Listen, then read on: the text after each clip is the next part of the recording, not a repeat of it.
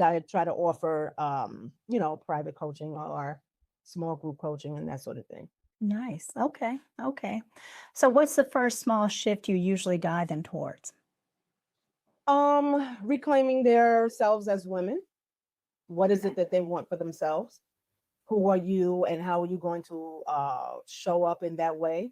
What are you going to change? What small change are you going to make? That's the first thing. Yeah. Getting your mind right, thinking about yourself, what you want. It's not a one and done. It's a constant, yeah, it's something that you're constantly focusing on. You can't come to an event and say, oh, it was nice, but I don't think about it anymore. No, it's a constant, perpetual thinking, perpetual transformation, perpetual, how am I going to be a new person for myself? So that's the first thing. I like the way you said that. I like what you said. You said small shifts, and that's what we have to remember. It doesn't have to be this huge thing. Like I always say, you don't need to blow up your life. This just takes small steps, small shifts. What's something small that you want to change or that you want to, you want a goal that you have for yourself. It doesn't have to be something that is so overwhelming that you just give up because it's too big. Small shifts. I'm going to take 15 minutes, like we said in the beginning. I'm going to take 15 minutes when I walk through the door just for myself. And I'm going to stick to it every day. When I get home from work, I'm going to take that time just for me. Right. So, yeah, the small shifts are what's important. And we have to remember that. We always want to think that there has to be this huge transformation all at once. And that's impossible because it becomes too overwhelming when we think about, this huge, transformation. Just take small bits and pieces and make those changes on a small, small steps. Also, I've spoken a lot about women who have families and spouses, etc. But as a single woman living alone, you still need that moment to Right, decompress. Don't turn the TV on yet. Just sit down. Give right. yourself like even I'm a widow actually. My husband died several years ago, and we didn't have children. And even though I live alone, I still sit in the car, for a few minutes, and I might be listening to music. I might be thinking a little bit Right, before I go into the house. So, right. just find some type of strategy or technique that works for you that will allow you to come back to yourself after you've given out to the world in whatever way that you are, just to come back to yourself, reconnect, reset, and then you go into your house and you're like, okay, I can think now. I'm not angry or I'm not frustrated at the what life's given me for that day. And those are some of the shifts that you can make, just to give yourself a few minutes, give yourself permission to just be Yeah. and start, allowing yourself to just let the day wash over you. It's over with. Let me connect with myself. What am I thinking? Get yourself some tea or whatever it is, whatever it is, you establish some way to pull yourself together so that you can function for the rest of the day or the week or however you set it up. And I like what you said, about sitting in the car, because I think that's even a better idea because then you can leave what the day has brought, you can leave that outside your home. So if you have those 15 minutes, 20 minutes just sitting in your car decompressing, you leave that outside and it doesn't cross that door when you walk Exactly. into your home. So that's even a better idea than, because you have the quiet, you have your music, and hopefully the kids aren't, if you have kids, aren't running to the running to Right. the car. So it gives you that time to really sit and just say, okay, I'm letting all this go. So when I Mhm. walk through that door, I can, give my attention to what I need to give my attention to. So Mhm. that's a great idea too. Oh, that's my mother used to sometimes do that. She would be sitting in the garage and we'd hear the garage door open and we knew but it would take her about 15 minutes to come upstairs. So that's what Right. she was doing. Right. She was getting ready for shift number two, Right.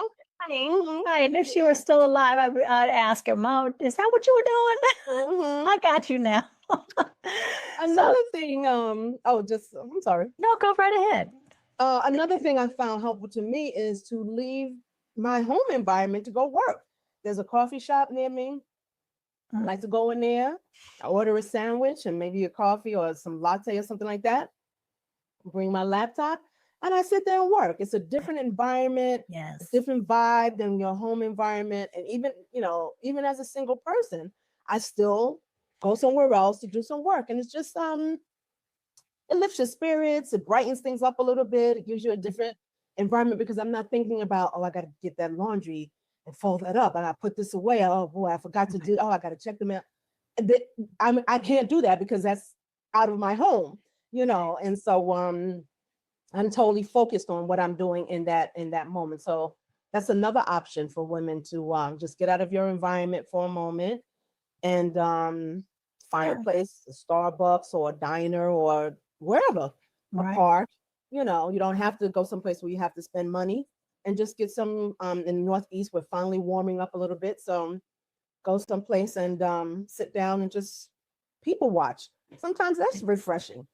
Yes. you know. Yes. hmm It gets you out of that same humdrum um, uh, routine. hmm Gives you something different to look at, something different to think about. So yes, that's I need to do more of that because I am good at just sitting in my office and then oh yeah, I got to do oh yeah, yeah. And also probably and it helps the creative juices flow when you get into a different environment. Yeah. Because you can see things differently. So opens up that, they call it the third eye. It opens up that third eye sometimes. So, hmm so if a woman feels like she squandered her time or put her dreams on pause for too long, where do you begin with her? Well, first, I not help the woman acknowledge all the wonderful things that She's done. She may have lended her wisdom to a younger generation. She's raised her children. I remind her that she did not waste her time. She was on in survival mode, trying to manage her family, holding things together, holding her own life together, making sure that she had a roof over her head. Help her see her own strength, her endurance, her resilience that she's gained along the way. So there's nothing that's a waste. You may feel like you didn't accomplish the things that you wanted to by a certain age or by a certain time, but you were in progress. You were still progressing. You were still doing the things that you needed to do to live life. So you want to help her reconnect with all the wonderful things that she's done and help her find those wins, help her find those successes that she's done in her life. Or if she has children finish school, or if they're still school age, how are they doing in school? Are they, we don't get into that, but the fact that you're managing your home Right. and you're doing well with that, don't feel like it was a waste. I've lost. No, you haven't lost. You were managing and Right. you were organizing and you were living life as a woman responsible with many responsibilities that maybe you've taken on or maybe were assigned to you unexpectedly. Yeah. So that's one of the ways that I would help her do. And then once we get her to acknowledge that, yeah, she's been a great manager, then we start looking at her interests. Then we start looking at her gifts, her callings, and who she wants to become in this point in her life. So what do you say to the woman who believes it's just simply too late? She's too old. You're going to start with that day. You're going to look back for a minute and then you're going to go forward. Today, what is it that you want to do? You're not too old. You're still breathing. You're still living. You can do all the things that you want to do, or as many of them as you can get to as possible. Or just pick one thing that you want to get done. Like everybody has this bucket list. What's on your bucket list to accomplish before you die? What is it that you want to get done? And start working towards that thing. Those little steps, start today. If you could get this done by such and such a time, what would that be? What's that one thing that you always wanted to do that you just haven't gotten to yet? So let's start working on that today. Don't feel like, oh, it's too late. I'm old. It's that. No, no, no. Let's start today. Thank you. Thank you. I know that's a lot of, especially us 50 plus ladies. I mean, and in the 60s, we look at ourselves because, especially in our culture in America, we're not valued as much as we should be. Our knowledge is not valued, our wisdom is not valued as much as it should be, and that needs to change. But we also have to we have to be the initiators of the change and realize that we have a lot to offer just in our wisdom and our value and our more calm, demeaning spirit that, that it took years of living to get to where we are. And not everybody can say that. So those of us who are still here, we have to appreciate what we have to offer, Right. you know. Very true. Very true. Yeah, I just wanted to also add, sometimes women may not be clear on exactly what it is they want to do. That's when you start finding those networking events or ladies' luncheons or, Right. all kinds of things. Again, you're in California, right? Right. Mm-hmm. So, like we have in the Northeast, there's all kinds of women's events, all kinds of fun things to do. But start again, this is stepping out of your comfort zone. If you're a person that says, I don't need any new friends. Yeah, well, you don't have to, they don't have to be your best friend, but it can expose you to other Right. things that you may not have ever considered. Right. So be open. Like you mentioned, always learning. Be open to learn how to interact with other people, regardless of your age.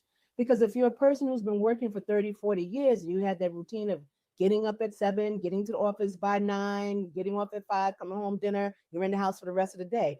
That might be a new step for you to just get to know new people, and perhaps you may have retired or you may have moved on from your job, but your friends may still be working. So now you may need to create a whole new circle, a whole new social circle. And one of the ways to do that is getting out there, learning new people. You can do it on social media as well, learning how to operate on social media and that sort of thing. Learning the technology. I'm not saying you want to be an AI genius or anything like that, but learn some Right. basics, some basics of Basic. technology, Exactly. and that will open up another world to you as well.